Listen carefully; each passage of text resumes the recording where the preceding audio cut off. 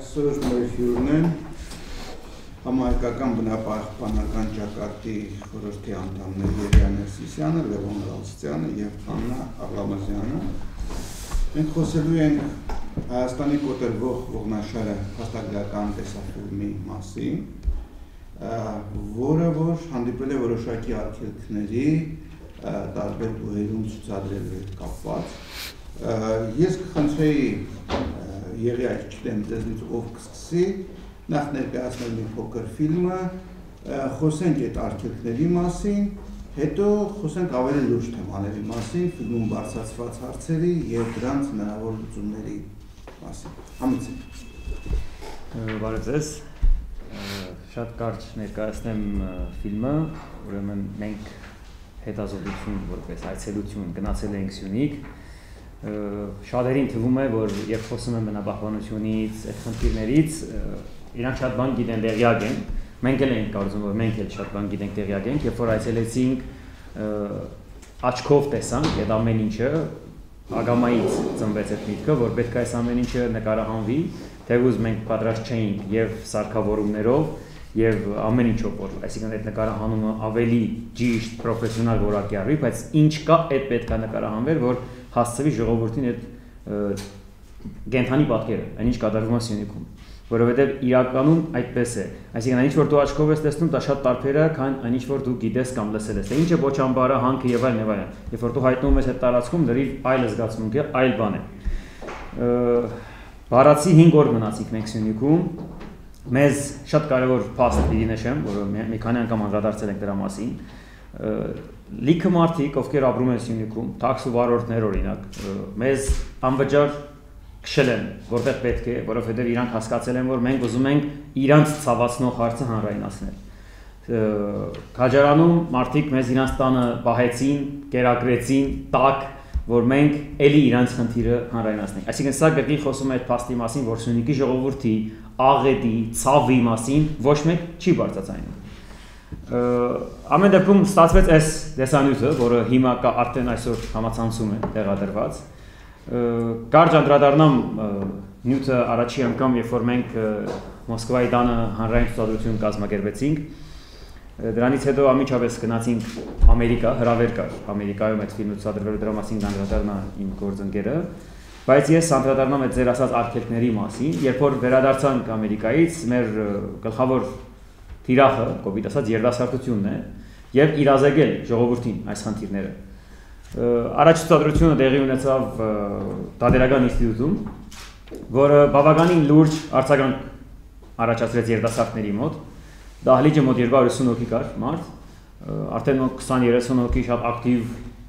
որը լուրջ թիվ է այդ համատականի մեջ է անցկացնենք, ուզում էին դուրս գալ ցույց անել, բայց ինչ է կատարվում մեր հայրենիքի հետ։ Եվ դրանից հետո մենք ունեինք մի շարք պայմանավորվածություններ եւ պետական համալսարանի 3 տարբեր ֆակուլտետներում, սլավոնական համալսարանում, որ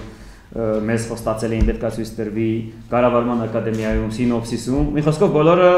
անհայտ պատճառներով իրանց ասած արգելվեց։ Դա նաեւ փոխկապակցված է մի ժամանակահատվածում, որ առ հերոստանգերության նյութն էին տեղադրել, որ վերևից այս իրանց կոչած զանգել էին կառավարությունից, ասել էին այդ նյութը պետք է հանվի համացանցից, այսինքն նույնատիպ այս խնդիրը չեն ուզում մարդկանց իրազեկվի եւ մարդկանց հասնի։ Ես հասկանում եմ խոսքը կավարտեմ, փոխանցեմ իմ գործընկերների խոսքը։ Հաշվի առնելով, որ Եղիան նշեց, որոշակի տեղեկատվական շրջափակում կա նաև Հայաստանում եւ հաշվի առնելով, որ խնդիրների մասշտաբները շատ մեծ են, մենք նաև գիտակցում ենք, որ սա ամբողջ հայության ներուժի համախմբման կարիք ունի։ Սա ոչ միայն հայաստանաբնակ հայերի խնդիրն է, սա բոլորիս հայրենիքն է եւ այն ինչ ներկայացվում է ֆիլմում, ամեն մի հայ պիտի հասկանա, որ դա նաև իր հայրենիքի մի մասն է։ Եվ լուծումներ մենք պիտի գտնենք միասին։ Դրա համար հայ համայնքի կողմից հրավեր ստանալով մենք որոշեցինք, որ պետք է օգտագործենք այդ հնարավորությունը եւ գնանք եւ այս հարցերը տանենք մեզ հետ նաեւ Հայաստանից դուրս։ Բնապահպանական խնդիրների մասին խոսենք նաեւ Հայաստանի սահմաններից դուրս։ Ֆիլմի ցուցադրություններ Ամերիկայում նույնպես եղան, Նյու Յորքում, Վաշինգտոնում եւ Լոս Անջելեսում։ Շատ հուզական եւ շատ անհանգստացող արձագանքներ ստացանք, նաև մեր հայրենակիցներից դրսում։ Եղանք բուհերում, որը շատ կարևոր էր մեզ համար, Լոս Անջելեսի, Բերքլի, Իրվայնի, Գլենդելի համայնքային քոլեջի, եղանք ավագ եւ միջին դպրոցներում մի քանի մոտ 4, Էսկիջյան թանգարանում, բոլոր այս հանդիպումների ընթացքում ոչ միայն ֆիլմի ցուցադրություններ եղան, նաև եղավ հարց ու պատասխան, քննարկում, մենք փորձեցինք հասկանալ ինչքանով են տեղյակ մեր հայրենակիցները այս խնդիրների մասին, լսեցինք իրենց հարցերը, փորձեցինք նաև պատասխաններ տալ։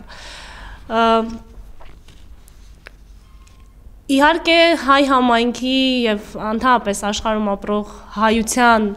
ներգրավվածությունը այս հարցերում եւ օժանդակությունը շատ կարեւոր է,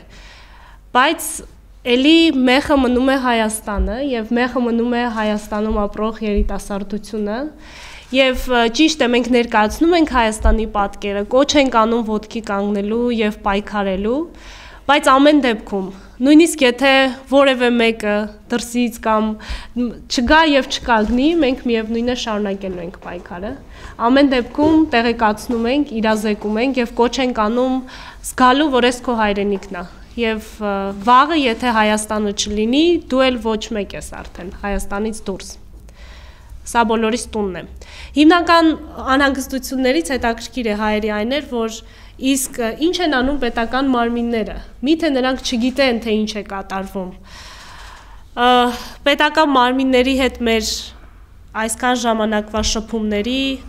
ստացած արձագանքների մասին երևի Լևոնը կանրադառնա, որպեսզի նաև այդ պատկերը ստանանք, թե ի վերջո այո, մենք շատ անգամներ փորձել ենք համագործակցել, խնդիրները լուծել նաև պետական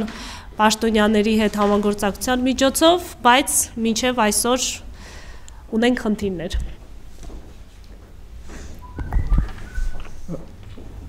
Ուրեմն փաստորեն այդ 5 օրյա այցը եւ դրանից հետո նաեւ վերլուծությունը ամեն ինչ որ մենք կարողացանք նյութեր հավաքել եւ նաեւ մասնագիտական վերլուծություն կատարել, որը մեր հետ էր նաեւ Հակոբ Սանասարյանն, Հայաստանի կանաչների միության նախագահան, որը նույնպես մասնագիտական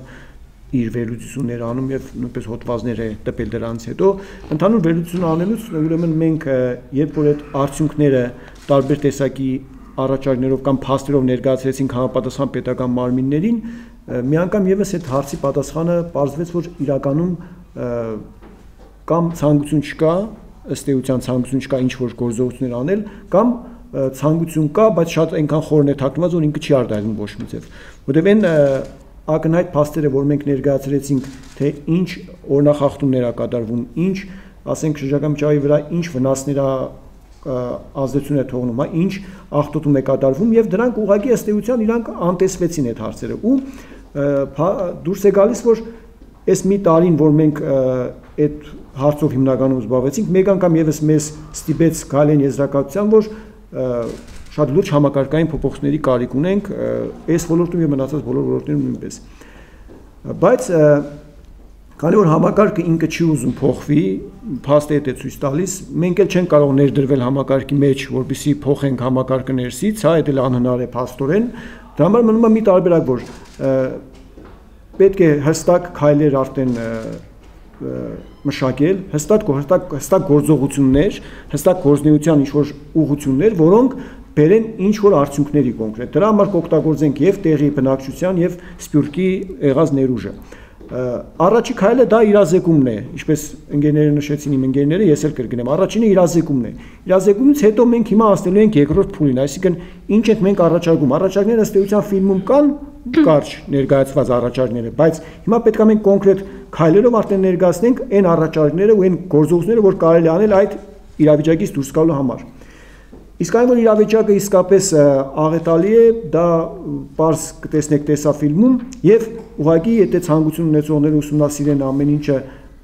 այն ամենը ինչ կատարվում է այսօր Սյունիքում հանկարծնաբերության ոլորտում նույնպես ամեն ինչ պարզ կլինի այսինքն վերահսկողության բացակայություն ընդհանրապես ուրեմն հանկարծնաբերող ձեռնարկությունները ինչ ձև ուզում են ոնց ուզում են ինչ ծավալներ ուզում են շահագործում են առանց նույնիսկ թույլատրություն ունենալու այդ գործողությունները կատարելու կան նախագծեր, որոնք որ իրագործվում են առանց ընդհանրապես նախագիծ ունենալու, ոչ հաստատված, ոչ էլ փորձակնություն անցած։ Ուղղակի իրանք անում են այդ գործողությունը, որովհետև հանքարդյունաբերությունը փաստորեն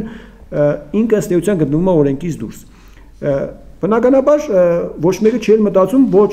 շրջակա միջավայրին հասցված վնասի վերականգնման, ոչ մարդկանց առողջության հասցված վնասի վերականգնման մասին։ Այսինքն մենք ունենք լուրջ այնտեղ խնդիրներ, որոնք վերականգնման այսօր պահանջ ունեն, հա, աղտոտված հողեր, աղտոտված ջրեր, աղտոտված գետեր, աղտոտված մթնոլորտ, որոնք պետք է պահպանվի եւ պետք է այն արդեն աղտոտվածներ վերականգնվի, բայց ոչ մի քայլ չի արվում այդ ուղղությամբ ու ոչ մի հեռանկարային ինչ որ պլան կամ գործունեության մեխանիզմ էլ չկա, թե ոնց է այդ արվելու եւ ով է այդ անելու ի վերջո։ Ու վերջացնեմ խոսքս, նաեւ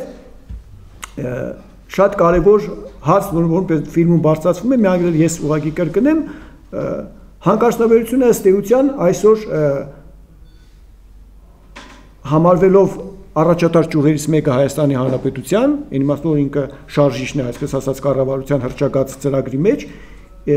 ինքը այն նպատակին, որ պետք է ծառայի իրականում, այսինքն Հայաստանի զարգացմանը, ինքը չի նպաստում, որովհետև նախ հարկային մուտքերը դրանից շատ քիչ են, քանի որ հարկային համակարգը այնպես է մշակված, որ ցանկացած հանքավայր շահագործվի եւ հիմնական եկամուտը ոչ թե գնա պետությանը, որ դրանք հիմնականում մասնավոր են, այլ գնա որոշակի մասնավոր օֆշորային եւ այլ կազմակերպությունների գրպանը։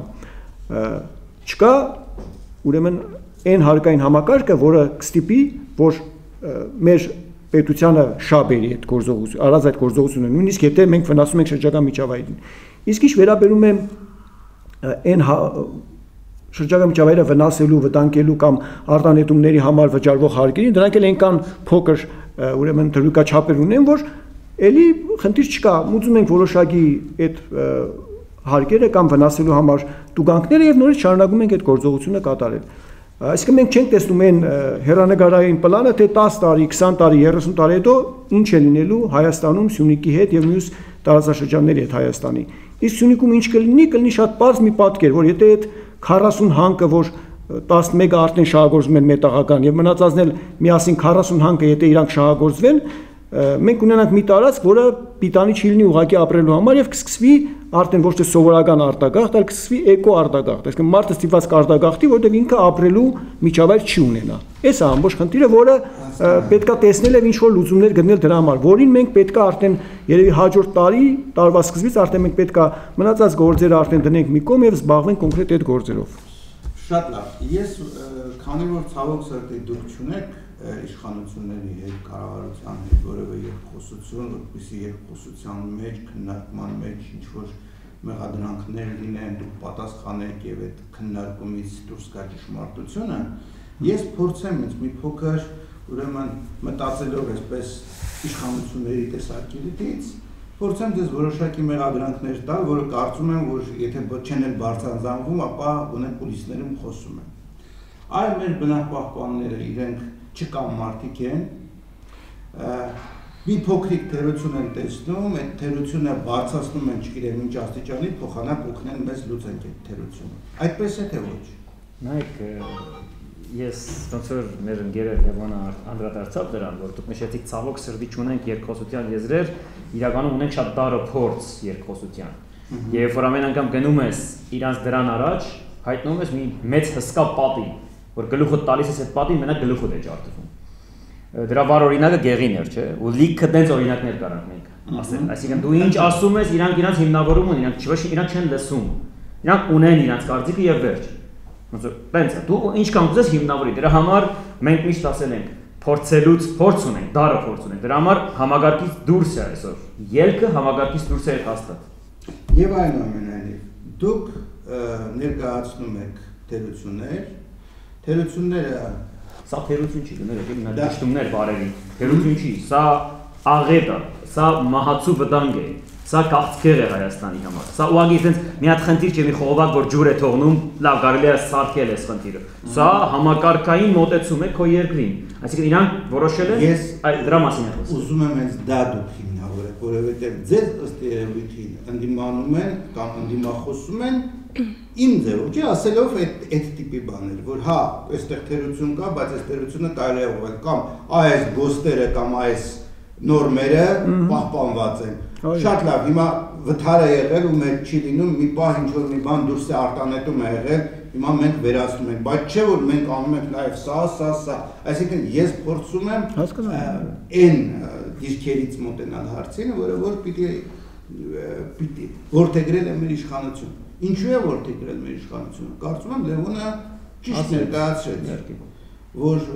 դա ըստ երևույթին այնտեղ կա շահեր, որում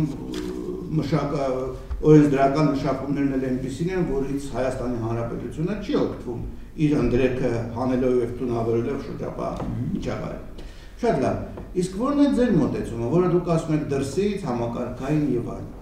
Ինչ եք դուք պատրաստվում անել։ Երիտասարդությանը իրազեկեցիք, երիտասարդությունը դուրս եկավ, սկսեց ցույցեր անել, ֆլեշմոբեր անել, պահանջել, որպեսզի փոխվի։ Օրենսդրական փոփոխություններ։ Ինչն է խնդիրը, ոնց եք տեսնում այս հարցի լուծումը։ Դե եթե նկատել եք ես մի հարց վերջացնեմ, գուցե դուք այդպես չեք մտածում, բայց ես մտածում եմ այսպես, իրոք այդպես եմ մտածում։ Այո։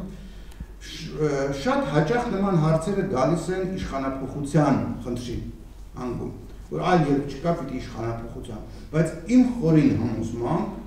եթե համակարգի մեջ փոփոխություն չլինի, իշխանափոխությունը ոչինչ չի տա։ Մեկ մարդկանց շահերը, որոնք որ հիմա սպասարկում են այդ օրենքները, կփոխանցվի այլ մարդկանց շահերով եւ խնդիրը կմնա նույնը։ Այսինքն այստեղ խնդիրը իշխանափոխությանը չի կարելի ասել, այո, այս իշխանությունները չեն հասկանում կամ չեն ուզում հասկանալ, մենք կփոխենք իշխանությունը, նրանք ավելի հասկացող մարդիկ կգան։ Հասկացող մարդիկ չեն գալու։ Գալու են նույն տիպի շահեր ունեցող մարդիկ։ Ինչ կարելի է անել այս իրավիճակում ըստ ձեզ։ Ես ուրեմն այն առաջի հարցի վերաբերյալ բանը, եթե դուք նկատել եք, մենք վերջերս էլ ակցիաներ չենք անում, ոչ էլ ինչ որ գործողություններ ենք անում, որովհետև ըստ էության մենք հասկացանք, որ դրան ժամանակն էլ է անցել արդեն։ Այսինքն պետք է աշխատանք կատարել, ռեալ աշխատանք, այն իմաստով հայտ էլ աշխատանք, շատ լուրջ աշխատանք է, բայց այդ արդեն ինչ որ արդյունքների չի բերում փաստորեն ձեր ասած ակցիաները եւ այլն։ Ու մի բան էլ ասեմ, որ դուք ասում եք այն առաջի հարցը, որ բնապահպանները այս ինչ հարցը բարձրացնում են, մենք հիմստեղ ուրեմն ես ունեմ մոտավորապես մի 6 տարբեր հարց, որ էլ չենք էլ բարձրացնում։ Այսինքն չենք էլ դիմում իրանց, որ ասում եք, գիտեք, այս ինչ բանը խախտել եք, այս ինչ բանակ, արդեն էլ չենք դիմում, որովհետև այս եթե հետաքրքրության հարց է, մարդը պետք է ուղղակի նստի կարտա, ինչ ենք մենք դիմում, ինչ պատասխան ենք ստանում, այսինքն ինքը ուղղակի օրինակ բերեմ, որ մի քիչ ավելի ակնառու լինի ամեն ինչ ձեր համար։ Մենք իրեն դիմում ենք, որ կա այս ինչ պոչամբարը, որը գործում է։ Այդ պոչամբարը անցել է, ուրեմն ունի փորձակցություն անցել եւ ունի նախագիծ եւ ունի ստացած եզրակացություն։ Մեզ պատասխանում են, որ ոչ, ինքը այս 3 տարի էլ գործում է, բայց ինքը նախագիծ չունի, շրջանառու համակարգը չի աշխատում, տեխնիկական պատճառով այս 3 տարի է։ Ու այդ պոչամբարը ջունել ուղղակի լցվում է գեղի գետը։ Ու վերջ, բայց մենք ոչ բան չենք անում այդ ուղղությամբ։ Այսինքն 3 տարի այդ ամեն ինչը իրանք գիտեն կամ չգիտեն, հարցը չի, մենք դիմեցինք նոր իմացան, բարձրا որ չունի, հա։ Բայց ոչ բան մենք չենք անում, այսինքն մենք էլ իրան չենք ասել ինչ որ բան արեք, մեզ հրաշք իրանք ինչ որ բան կանեն, այսինքն գոնե կդիմեն այդ կազմակերպությանը, որը որ շահագործում է այդ հանքը, որ ընկեր ջան, բեր անցկացրու փորձակնություն, այդ շրջանառու համակարգը որ չի գործում, որ դու այդպես ես ներկայացրել, ունեցել ես այդ թույլատրությունը, ինչի չի գործում ես 3 տարի էլ, մի հատ սարքի թող գործի, կամ այդ թունավոր հեղեկով որ լսում է գեղի գետը, որ մնացել էր մի հատ քիչ թե շատ մաքուր գետը, իր վերի հոսանքներում Սյունիքի մարզում, այսինքն լցվում է ուղղակի գեղի գետը։ Նորմալ է։ Իրանք ոչ բան չեն անում, մենք էլ չդիմեցինք, որտեղ մենք հասկացանք, որ անիմաստ է այդ։ Այսինքն, եթե ցանկություն ու այդ կամքը չկա այդ անելու, մենք արդեն ասում ստեղ 5 հատ գործ կա դիմելու, մենք չենք դիմել արդեն։ Ուղղակի էլ չենք դիմել, որտեղ հասկացել ենք, որ ուրիշ ճանապարհով պետք է գնալ։ Ուրիշ ճանապարհը մենք պատկերացնում ենք այս ձև ուրեմն։ Էլ եմ ասում, առաջինը պետք է մնաս իրազեկված ժողովուրդ, առաջինը։ Իրազեկված ժողովուրդ, որ ինքը եւ իրավագիտակից լինի եւ էկոգիտակից լինի ժողովուրդը, այդ առաջինն է։ Երկրորդը մենք պետքա մասնագիտական ներուժ հավաքելով այդ ամեն ինչը այն մագարտակի բերենք, որ այնպիսի փաստերով արդեն ներկայացնենք, որ իրանք այսպես ասած ոնց որ հիմա ամեն ինչից sense ոնց են անում խույս են տալիս ամեն ինչ, ասես կողքից անցնում են ամեն ինչ, ինչ դու ներկայացնում ես, բայց իրանք չկարողանան այդ ամեն ինչին դուրս գալ, որովհետև դրանք կան լուրջ խնդիրներ կա, առողջապահական խնդիրի մասին չեմ ասում, որ ընդհանրապես ոչ մեկը չի հետազոտել ընդհանրապես, Այսինքն մենք կոնկրետ դրանով սկսել ենք զբաղվել։ Կան մարդիկ, կան ցանկացողներ, որոնք իրենց կամավոր ներուժը կներդնեն այդ գործում, մնում է իրանց համակարգել եւ անցնել առաջ այդ գործերը անել այդ ամեն ինչը։ Իսկ ընդհանուր համակարգափոխությունը մենք ոչ իշխանափոխության համար ենք եկել այստեղ, ոչ խոսում ենք, դրա մասին չի խոսքը։ Խոսքը նրա մասն է, որ ես զբաղվեմ իմ գործով, դուք զբաղվեք ձեր գործով, կառավարությունը կամ ղեկավարող մարմինները զբաղվեն իրենց գործով եւ բոլորը նորմալ համակարգում ապրեն։ Այսօր այդ ձև չի, եկեք հասկանանք։ Այսօր իրականում այդ ձև չի։ Ինչի այդ ձև չի, որովհետեւ համակարգը սխալ ուղղությամբ է, սխալ մեխանիզմով է աշխատում։ Հիմա ներսից եթե չենք կարող փոխել ձեր նման, ունեն պետքա ձեր ասածի նման, մենք էլ ենք արդեն համոզվել, որ շատ բարդ է դա անել։ Կան ինչ որ մարտիկ միջին օղակներում կարող է, որոնք որ հնարավորություն, որոնք որ ցանկություն ունեն այդ անելու, բայց իրանք չեն կարող այդ փոփոխությունները անել, որովհետև փոփոխությունը շատ ցավալի է լինելու, որովհետև այս այստեղ խոսում է լուրջ գումարների մասին։ Ես մի թիվ էլ ասեմ ու հետո Աննան էլ երկու բան կասի։ Ես մի երկու թիվ ասեմ ուղղակի։ 2010 թվականի տվյալներով, երբ որ Զանգեզուրի պնձամոլիբդենային կոմբինատի վերջի եղած փաստերը, որ դրված էր քրոնիմետրի կայքում, իրանք վաճառել են մոտավորապես $900 միլիոն խտանյութ 2010 թվականի ընթացքում։ Հա։ Ուրեմն դրանից պետբյուջե մուծվել է մոտավորապես պետբյուջե չէ, հարկերի տեսակով մուծվել է մոտավորապես ուրեմն $75 միլիոն, այսինքն մոտավորապես 8%-ը։ Ուր է գնացել մնացած 92%-ը։ Այդ հարցը որ օդում երկար ժամանակ կախված կմնա։ Ուր է գնացել մնացած 92%, հասկանալ մի մասը ծախսեր ա եղել, պարզ է, ինչքան էլ հասկանում ենք 10% կամ 20% ծախս ա կատարել 30%, մնացածը ուր է գնացել։ Ինչու է մեր մոտ, ասենք, հանկարծնաբերող ձեռնարկությունը վճարում այնպիսի հարկեր, ինչպես որ սովորական տնտեսվարող սուբյեկտը։ Ինչի է իրենց հարկերն ունեն, բացի են մնացած բնապահպանական եւ բամջած, որոնք էլի շատ փոքր տոկոսներով են։ Ինչի ասենք չի մուծում 50-60%, ինքը շահագործում է մեր եւ մեր սերունդների հարստությունը, չէ՞։ Ինչի ոչ մի բնապահպանական մոնիտորինգ չի կատարվում Սյունիքում։ Կարո՞ղ բացատրեք։ Ոչ մի հանկարծնաբերական ընկերություն, ոչ մի բնապահպանական հետազոտություն չի կատարել առ այսօր Սյունիքում։ Միակ հետազոտությունը կատարել է ակադեմիայի կողմից տարբեր տեղերից փող ճարելու միջոցով։ Ինչու՞։ Ուր է համակարգը։ Ինչու ինքը չի ստիպում այդ մարդկանց ուսումնասիրություն անել ու միջոցներ ձեռնարկել այդ վնասը մեղմացնելու, վնասը կանխելու, արդեն եղած վնասը վերացնելու համար։ Չկա այդ ամեն ինչը։ Բայց այդ փողերը սաղազը լավ գիտենք ուր են գնում։ Իսկ մենք հիմի հանքեր ենք բացում, չգիտեմ ինչ ենք անում, ստերից ընդերից փող ենք մուրում, վարկեր ենք վերցնում, 4.5 միլիարդ պարտք ենք կուտակում, երբ որ այդ փողերը չգիտենք ուր է գնում։ Այդ է հարցը։ Ներողություն շատ միամիտ մի հատ հարց տամ։ Հանքարդյունաբերության այդ եկամուտներից, եթե ինչ-որ մի մաս ուղղվի նույն էկոլոգիական խնդիրների լուծմանը, կարելի է ասել, որ մենք կունենանք նորմալ ապրելու համար պիտանի, նորմալ բնություն ունեցող համակարգ։ Թե այնուամենայնիվ հանքարդյունաբերությունը դա նշանակում է վնաս բնության։ Ամեն դեպքում հանքարդյունաբերությունը նշանակում է վնաս մեր շրջակա միջավայրին։ Բայց նույնիսկ եթե հիմա սկսենք գումարներ ուղղել պետբյուջե,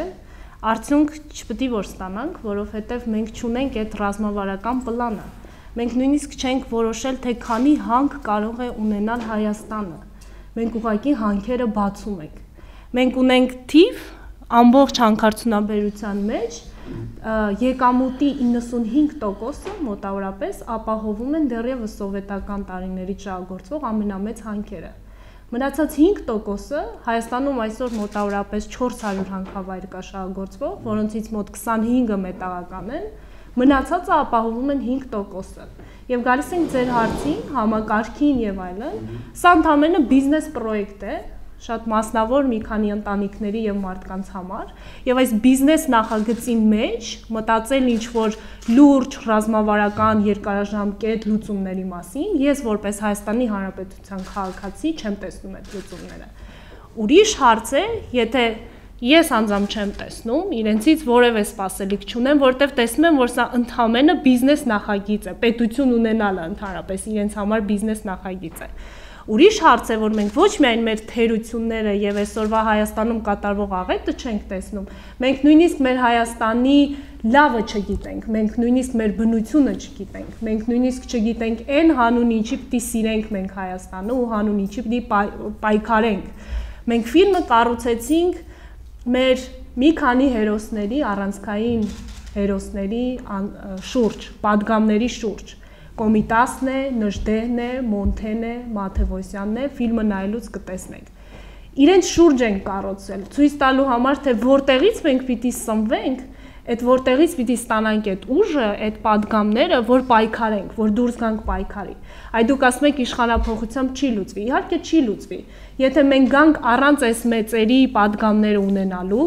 առանց Կոմիտասի, Մոնթեի ու Նժդեհի եւ փորձենք էլի ղեկ վերցնելու ինչ-որ բան անել, հաստատ Հայաստանը այս վիճակից դուրս չի գալու։ Մեզ պետք է գիտակցության փոփոխություն, մեզ պետք է ընդհանրապես հաղորդակից դառնալ մեր ակունքներին, մեր արժեքներին ու հասկանալ ընդհանրապես ինչու պիտի պայքարենք մենք Հայաստանի համար։ Այս է հարցը։ Հասկանալի է, բայց ինձ մոտ միամիտ հարց է ծագեց, ուզում եմ տամ այդ հարցը, շատ լավ։ Լավ եք ասում, բիզնես նախագիծ եւ այլն, այդ շատ լավ հնչում է, բայց այդ դեպքում ես հասկանում եմ, որ գոնե, եթե իշխանության ղեկը ունեցող մի քանի ընտանիքներ կամ ինչ-որ նույնիսկ կուսակցություն փորձում է այդ ճանապարհով իր բիզնես խնդիրները լուծել, ապա տրամաբանական է, որ մեր խորհրդարանում պետք է լիներ գոնե փոքրիկ, բայց մի հատ ընդդիմադիր, այսպես կուսակցություն կամ կուսակցությունների խումբ, որոնց այս խնդիրները, որոնք դուք բարձրացնում եք, իրենց առանցքային ընդդիմադիր խնդիրները պիտի լինեն եւ միայն ուղղակի ձայների քանակը պիտի չթույլ տա, որպեսզի իրանք այս նախագծերը անցկացնեն եւ թույլ չտան, որպեսզի ասեն հանքարդյունաբերությունը անվերջ այսպես հանքեր արտադրի։ Կա այդպիսի աջակցություն եւ եթե կա ովքեր են ինչպես է, եթե չկա, ինչու չկա։ Նորից վերադարձնում եք խոսակցություն դեպի կառավարություն, դեպի ազգային ժողով, հասկանալով կրկին այդ փաստը, որը դա տուպիկ է, դա համակարգ է, որը նայեք, տեսեք, լուծումը թող չլինի, բայց թող փորձը լինի այդ։ Այնտեղ փորձ եղել է, բայց որովհետև հանրապետականները մեծամասնությունն են, իսկ հանրապետականները դուք գիտեք, դա ոհմակների ձևով են աշխատում։ Մեծերը ուտում են առաջի փայը, հետո շակալները, հետո փոքրամասնությունը, այսինքն բոլորը ուտում են նույն տեղը, բոլորն են սնվում։ Այն որ ասում է ընտանեկան բիզնես, նայեք Սուրիկ Խաչատրյանը դիսկան, վերջերս հարցազրույց է տվել, ասում է ես մարզպետ եղած ժամանակս ունեի հանքեր։ Ես շարունակում եմ, այսօր մարզպետ չեմ, բայց ես շարունակում եմ իմ բիզնեսը, ես իմ հանքերի դերն եմ։ Մարդը հանքեր ունի, մարդը բիզնեսմեն է, մարդը հանքերի աշխարհին հարստանում է։ Վարդան Այվազյանը իր դղու հետ մի քանի հանքեր։ Հասկանում եք, սա մի հատ մի քանի ինչ բանի մասին է խոսքը ազգային ժողովում, որ կոճակ սխմեն, ասեն մենք դեմ ենք։ Չկա տենց բան։ Հանրապետականները մեծամասնությունն են, համակարգը այդպես է ստեղծվել, գրկնում եմ, շատ սիրուն է, շատ բնության նման է։ Արուձը գալիս է առաջի որսը ուտում են, վերևինները ուտում են ամենամեծ փայը, մնացած տախտապուկները, շակալներն են ուտում, ամենավերջինները անգղները գալիս կրծում են։ Եվ այդպես վերջում ոսկորել չի մնում։ Այդպես Հայաստանը կվերանա, մի հատ փոս կդառնա վերջում եւ կվերջանա ամեն ինչ։ Դրա համար ոնց որ դուք քիչ առաջ նշեցիք, եթե երիտասարդները փողոց դուրս կան, այդ եթեից իրանք շատ են վախենում, ասեմ ձեզ։ Այդ արգելքները դրա համար է արվում, որ երիտասարդները դուրս չգան, երիտասարդները չիրազեկնեն։ Եվ վստահեցնում եմ ձեզ, երբ որ մենք ասում ենք համագարկային փոփոխություն, այսօրվա գիտագից իրազեկ երիտասարդը, որը աշխարհին ուրիշ հայացքով է նայում, եթե ինքը իրազեկվի, լիարժեք, չլսելով մեզ, չլսելով իշխաններին, ինքը իրազեկվի, տեսնի, որ պես է Հայաստանի խնդիր, ինքը հաստատ լուծումներ էլ կգտնի։ Դրա մասին մի վարյան չի կասկածեք։ Եւ հենց այդ է համակարգային փոփոխությունը, երբ որ այս գիշատիչներին հանում ես եւ գալիս են առողջ մարդիկ, ոնց որ նշեց, գալիս են մարդիկ, որոնք իրancs մեջ ունեն տեսակ, ունեն Նժդեհի տեսակը, Մոնթեի տեսակը, որոնք շատ հստակ մատնացույց են արել, թե դու որպես բնիկ ժողովուրդ իրա հողի վրա ոնց կարաս ապրես։ Եվ ես գուցե չեմ կարողանում իմ հարցի տրամաբանությունը ձեզ հաղորդել, բայց ուզում եմ հասկանալ հետևյալ, այդ տեսեք, ես տեսել եմ 88 թիվ, դուք երիտասարդ եք չեք տեսել 88 թիվ։ Չեմ ուզում անուններ տամ, բայց երբ որ մեր մոտ միտինգներ էին ընկնում այդ ձեր ասած գիտակից երիտասարդությունը եւ ոչ միայն երիտասարդությունը օպերա հրապարակում էր, այնտեղ մեզ հրամցնում են այսպիսի գաղափարներ եւ մենք շատ մեծ ոգևորությամբ վերցնում ենք այդ գաղափարները, որ գիտեք ինչ կա, հայրիկը պետք է փակել, որ դա էկոլոգիական աղետ է, որ ասենք նույն ատոմակայանը պետք է փակել եւ ընդհանուր գնացին մինչեւ դրա, որովհետեւ դա մատուցում են եւ մենք պետք է մեր ջերմուկով եւ բանով կարող ենք ամբողջ հանրապետությունը պահել։ Ես հիմա չեմ ասում այդ իմ տնտեսական սխալ հաշվարկներն են, ես ընդհանրապես ուզում եմ մի բան ասել, որ եթե երբ որ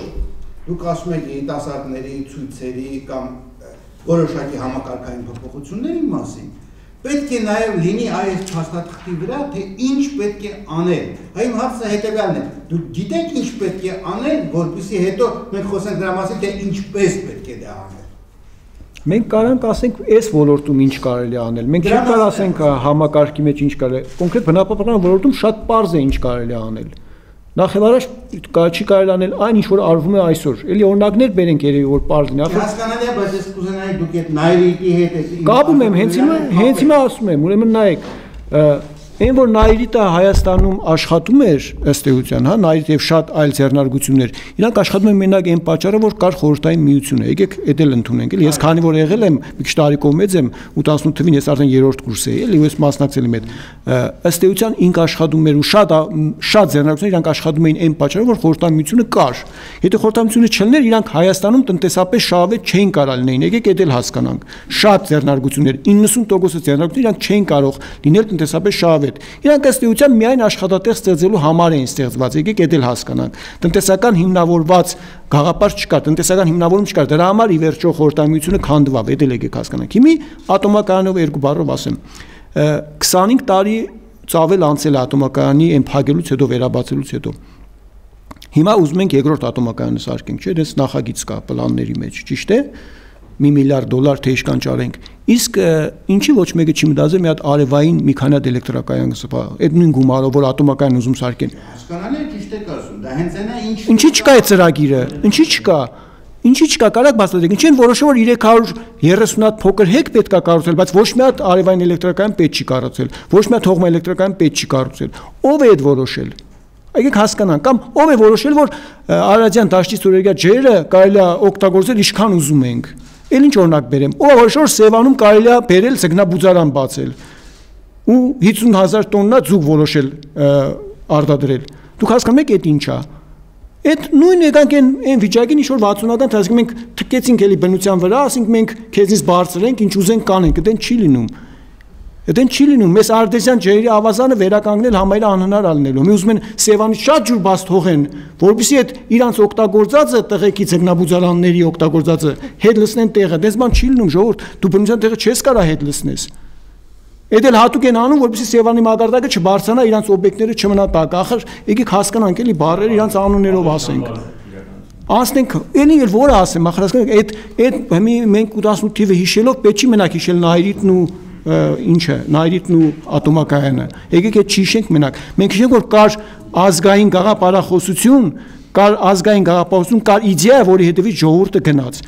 Մեր ոլորտում ինչ պետք է անել, կարամ երկու բառով ասեմ, շատ պարզ մեխանիզմներ կա, շատ պարզ համաշխարհային մեխանիզմներ։ Այն ինչ որ արդեն վնասել ենք մեր անխելքության պատճառով, շատ դժվար է լինելու վերականգնելը, շատ դժվար է լինելու։ Այն պոճամբարները մենք որ Սյունիքում ունենք այսօր, իրանց վերականգնելը կարելի ասել համայրա անհնար է։ Որովհետև ինք արդեն այն ձևի վնասը հասցրել, որովհետև դու ուղղակի լցրել ես առանց ոչ մի մեկուսացման, ուղղակի լցրել ես բնության մեջ ու ինքը անընդհատ ջրերի հետ գնում է։ Ու այդ կուտակային էֆեկտը, որ անտած շատանում է դրանց քանակը, մարդկանց առողջության վրա սկզբից չի երևում, բայց մի 5, 10, 20 տարի հետո ոնց որ հիմա քաջարանում կապանում է, արդեն այն մագարտակի հասել, որ իրանք վախենում են նույնիսկ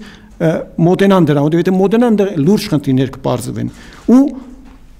ով են այդ կազմակերպությունները էլի, իրանք եվրոպական, չգիտեմ ինչ բաների տակ ստանդարտներով աշխատող, ինչի Հայաստանում այդ ստանդարտներով չեն աշխատում։ Առաջինը պետք է հստակ ստանդարտներ լինի, երկրորդը պետք է լինի ռազմավարական ծրագիր, հանկարծնաբերությունը ինչքան է լինելու, ինչ ծավալներով եւ ուր է գնալու այդ փողերը։ Ինչի մենք չունենք ոչ մի ֆոնդ, հանկարծնաբերական ֆոնդ։ Մենք ունենք մոլիբդենի համաշխարհային պաշարների 7%-ը։ Ինչի մենք ֆոնդ չունենք, որի մեջ այսօր ասենք հավաքված լիներ ինչ որ X գումար, ոչ թե 4.5 միլիարդ պարկ Հայաստանի վզին։ Ինչի չունենք։ Ինչի ոչ մեկը չի մտածել դրա մասին։ Ինչի ոչ մի միջոցառում չի արվում։ Մենակ, երբ որ դանակը հասնում է ոսկորին, սկսում ենք ինչ-որ բաներ, ասենց կախվել, չգիտեմ ինչ էս, ինչ-որ բաներ փնտրել, որ գտնենք լուծումներ։ Դա չի լինում։ Բնության հետ շատ վտանգավոր է խաղալը։ Սևանի մագարտակի իջեցրեցին, դուք ինձ լավ եք հիշում։ Ու ինչ ստացան փոխարեն այս քանի տարի է, 20 տարի ուզում են վերականգնեն։ Չի ստացվի։ Էլ հարցը կարողանում թե չէ, դες զգնաբուծարանն էլ հանգարց որոշեցին անեն։ Այսինքն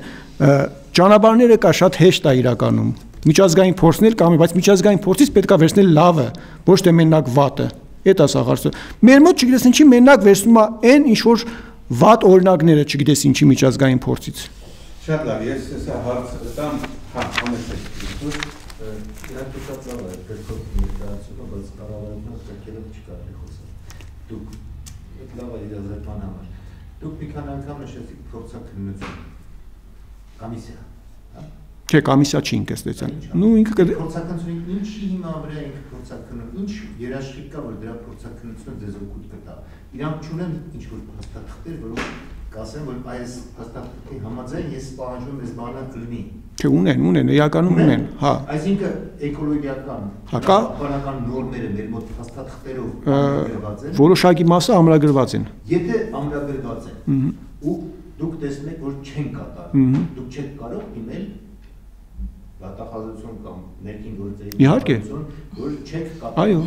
3 հատ դիմում ունենք, անցել ենք այդ ճանապարհը։ 3 հատ այս տարի դիմում ունենք, 3-ն էլ ի վերջո մերժվել է։ Այսինքն եթե նորմը կա, նորմը չի կատարվում, չէ՞։ Համաձայն եմ ձեր հետ, հա։ Դուք դիմում եք, ճիշտ եք։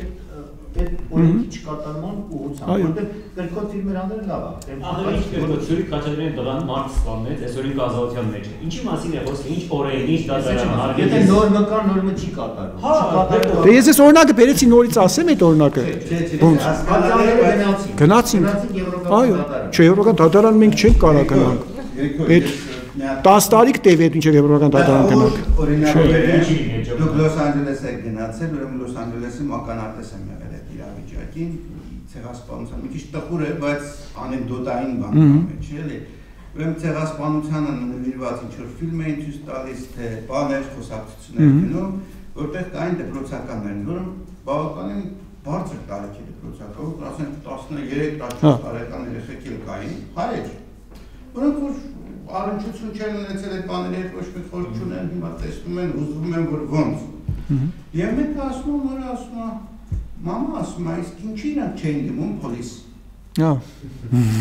Այս նույն բանն է գրիկը, այսինքն Չէ, նույն բանը չի, իհարկե նույն բանը չի, բայց եթե դուք մենք չասենք որ հարց ենք ուզում։ Ասում եք, ես թուրքական իշխանությունը իր բոլոր մեխանիզմներով Ում դիմես։ Հիմա այստեղ ես խնդրեցի Թուրքին, բայց ասանա հիմա Եվրոպա է գնով, չէ՞։ Այդ հասկանում Պուտինը դիմեք։ Եվրոպացին է շահագործում նաև։ Հիմա այդ է ուզում, դե համահայկական սարքելու իմաստը։ Ես ուզում եմ հասկանալ։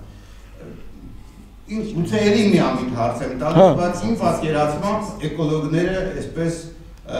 ամբողջ աշխարհում իրար հետ բավականին լուրջ ցանց ունեն եւ լուրջ ազդեցություն ունեն ամբողջ աշխարհում։ Եվ ասենք նույն Եվրոպայում էկոլոգիական շարժումը բավական լուրջ հիմքերի վրա է դրված, նրանք կարողանում են ազդել, մարդիկ իրենց պաշտպանում են եւ այլն։ Արդյոք դուք ունեք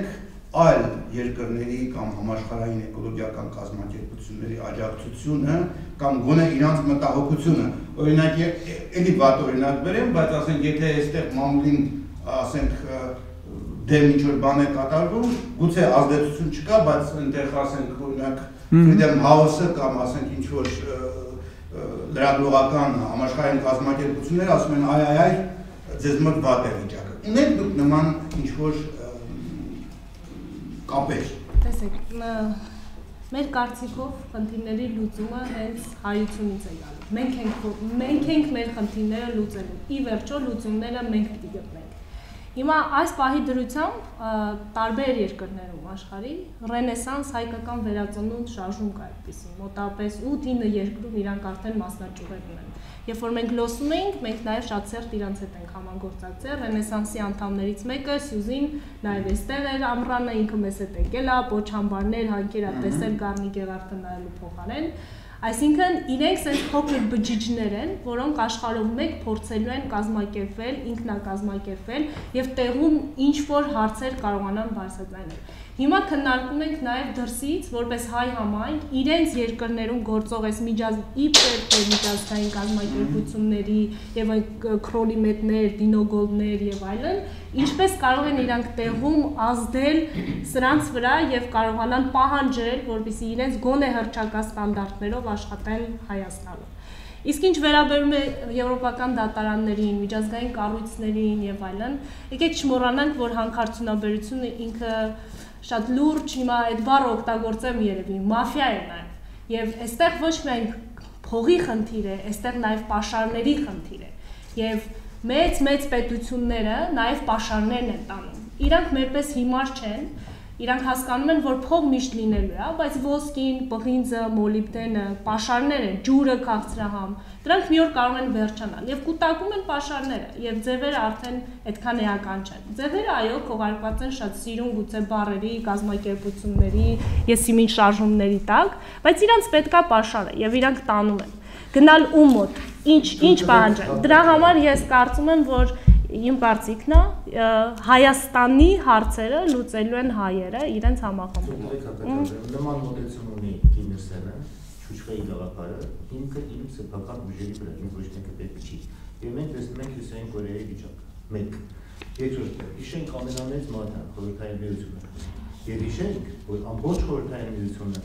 բարձրացրած Սևանի խումբերը եւ առայժմ գրում են դիսերտացիաներ, Սևանի խնդրի մասին, ոչ միայն հայերը։ Այսինքն, այն ժամանակ հաջողվել էր բոլորին մոբիլիզացնել։ Միայն հայերի վրա հույս տվելով Չէ, խոսքը կազմակերպությունների մասին է, չէ, իհարկե կան մարդիկ, որոնք իհարկե կան, մենք Ամերիկայում էլ հանդիպեցինք, այսինքն հնչեղություն ստացվեց ժամանակ։ Հա, իհարկե։ Դա օգնեց արտասահման երաշխիքով։ Այո, հիմա մենք Սփյուռքում բավականին մեծ քանակությամբ մարդկանց բազա ունենք, որոնք որ կարող են ինչ-որ գործեր անել այդ ձեր ասած ուղղությամբ, այսինքն հետազոտությունը, որովհետև մինչև հետազոտություն չես ունենում, շատ դժվար է այդ ապացուցել է ֆիքսել, որ այս խնդիրը կա, պետքա լուծել իրեն, հա։ Հիմա մարդիկ ցանկություն հայտնել են, մնում է որպեսզի այդ ամեն ինչը կարգավորվի, համակարգվի, եւ այդ մարդիկ սկսեն այդ գործողությունը, որովհետեւ Հայաստանում չեն անում, այդ է խնդիրը։ Հիմնականում չեն անում, որովհետեւ շատ կարճ ասեմ, որ այդ բուհերու հանդիպումների ժամանակ լիքը օտարերկրյա ուսանողներն եղել, ովքեր հայերից առաջ էլ կանգնել են հարց են տվել եւ մտահոգվել են։ Էս ինչ է։ Իհարկե, դրա մասին չի խոսք, հաստատ։ Իսկ ինչ վերաբերում է դիմել էլի ասում եմ դիմել բան այդ դիմում ենք իրականում դիմում ենք ես առանցին ես մի երկու հատ պատասխան ցույց տամ դուք կարտակ արդեն ձեզ պարզ կլինի կամ ես կարտամ դուք կլսեք որ մի ժամանակ չնա ու ձեզ արդեն պարզ կլինի շատ ոչ չէ երբ որ դու ամենակամ նույնտեղն ես գնում վարտամ դրանով ես մի փոքրիկ հարց տամ ձեզ Երիա եւ Անա ձեր հետագա քայլերը այս ֆիլմի հետ կապված հիմա ֆիլմը համացանցում է երևի դուք իհազեկեք շատերը դիտեն այդ ֆիլմը, ասում եմ մեր տեխնոլոգիաները թույլ են տալիս, որ ամբողջ աշխարհի հայությունը կարողանան դրանց հաջորդ քայլը ինչ է լինելու դեր կողմից։ Մենք ամեն դեպքում շարունակելու ենք գնալ նաև բուհեր, շրջաններ, գոնե առաջիկա մի քանի ամիսը։ Հետո մենք անցնենք արդեն գործնական ավելի ոնց որ Լևոնը անդրադարձավ իր խոսքի մեջ, այլընտրանքային նաև, հա, առաջարկների Այսինքն եթե մենք ասում ենք սա չէ, ապա ինչ, այդ ապա ինչը որպես կառուցողական, թեկուզ փոքր բիզնես պլաններով, հա, տեղանքային ժողովրդի հարց լուծելով, այսինքն այնտեղ ոնց որ նշեց Աննան այդ բանը ռենեսանսը, հայկական վերածնունդը, որը Սփյուռքում այսօր ձևավորվում է, իրանց հետ համագործակցելով, իդեպ մենք այս տարի սա երևի որպես վերջապան լավ կհնչի, գոչ արեցինք, որ բոյկոտեն համահայկական հիմնադրամը Սփյուռքը Եվ ես գրկնել եմ ու ասում ենք ինչ ենք հիմնավորում դա, որ 22 տարի անց որոշեցին Վարդենիս Քարվաճար Մարտակերտ ճանապարհը վերանորոգեն, որ անցնում է հանքերով։ Այնտեղ հանքեր կա, լիցենզիաներ կա նոր եւ այլն, այսինքն իրենք հանքաքարն են ուզում տանեն։ Մենք էլ ասենք Սփյուռք ջան, ուզում եք օգնեք, մի տվեք հիմնադրամին, ստեղծեք այլընտրանքային հիմնադրամ ձեր համար։ Կամ հավաքվեք 10 հոգի փող տրեք, մեկը մի քանի հարուստ կարան, չէ՞։ Եկեք Թեղուտ, եկեք Տաշտուն, եկեք ցանկացած տեղ այլընտրանքային գործ դրեք հայ գյուղացուն, որ հայ գյուղացին տեր կանգնի իր հողին։ Այսօր այդ գյուղացին ջարահադյալ է, ինքը ստիպված է հանքում աշխատում, բոլորն են ստիպված։ Ոչ մեկ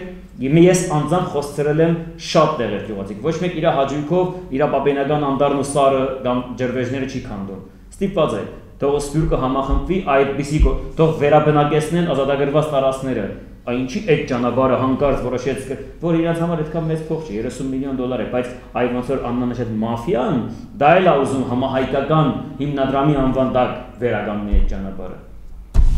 Շատ լավ, շնորհակալություն ձեզ։